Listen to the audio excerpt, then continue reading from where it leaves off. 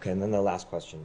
As you've said repeatedly, the U.S. chose to be cautious as it suspended funding to UNRWA for allegations that 12 of its 30,000 person staff, may have been involved in the atrocities on October 7th. And as you described yesterday, that's kind of standard U.S. policy to have this type of caution with all sorts of entities.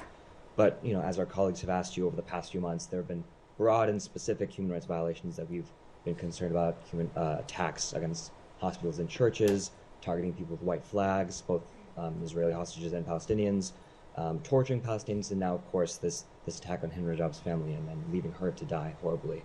And so I'm wondering, on all this, you've said we're looking into it and Israel is investigating, but in each of these cases, the U.S. doesn't seem to be as cautious with its money and support as it is with UNRWA.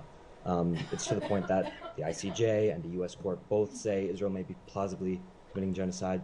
Still, U.S. money is coming, while the U.S. shut off UNRWA funding immediately. So I'm just wondering if you could explain that sort of difference. Let me say there is, I think, a false equivalency embedded in that question between members of a terrorist organization who went out and intentionally killed innocent civilians.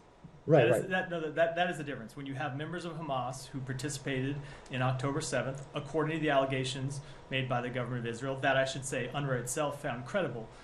Those are allegations that UNRWA found credible of people intentionally participating in a terrorist action to murder civilians. That is different than a military campaign conducted in an environment where that terrorist organization hides behind human shields.